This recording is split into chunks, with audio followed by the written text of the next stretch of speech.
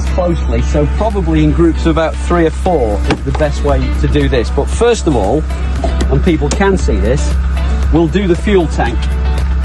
Right, it's the big red thing on top of the machine. Big and red because it's in danger of catching fire and removing your eyebrows, okay? So you unscrew the cap, you peer in there, and there's about half a tank in there.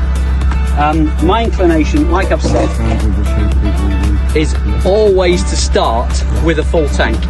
You probably won't use it on your plot, but like I said, it saves you the embarrassing spectacle of the whole thing catching fire because there's all this hot metal.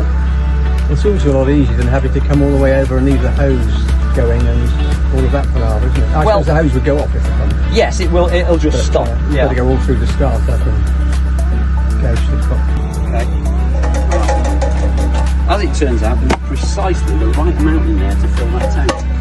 Thank you, Alan. And if there isn't, Alan is very good. He sort of sets them out in rows with three of these, and that one says use second. So there is a third one there. Alan's really good with. He runs a very tight shed, and every time I've gone in there, there's always fuel and kit. Okay, just be careful you don't get the stuff that's intended for the 2-stroke machinery. Okay. That's all I'll say about that. Forward in small groups, and I'll show you what the controls are on this.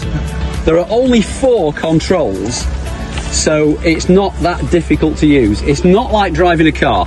Right, so I think probably I want about 3 people squatting there, staring at these bits and pieces.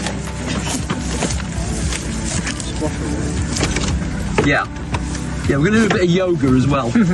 Right, so the first one and the most important one is this thing here, the on-off switch. That cuts the power to the spark plug. And if anything's going wrong with it, either run away or switch it off, okay? So the first thing you do is you press the switch to on, which means you can start it. Then if you look in the back here, you'll see there are various controls, right? There are 3. That is the choke, and that needs to be forward in that position. So that is the choke off, that's the choke on. That needs to be forward to start it up. This is the throttle, and that's full throttle, that's throttle off. Other people differ, but I tend to run this thing about on half throttle when it's warmed up. The reason being is if you put it on full power, all the blokes on this project seem to think they're Fireman Sam when they do this, and what they want is a fire hose that can take aircraft out of the sky, but it digs damn great holes in the ground. So if you run it on about half power, it's more manageable, you know, it doesn't get away from you, and also it doesn't disturb the earth quite so much, okay? So I tend to run it about half throttle. That's up to you. The crucial thing is this little switch here that actually says fuel on it in small print, and that is the fuel tap, okay? So when it's horizontal, the fuel is switched off.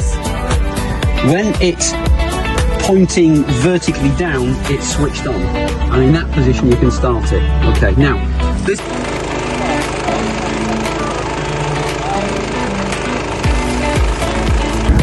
lots of us come and use this on our own.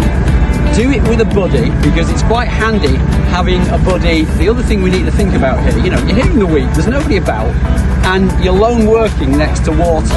I don't want to go all health and safety on people, but let's just be a little bit careful, you know.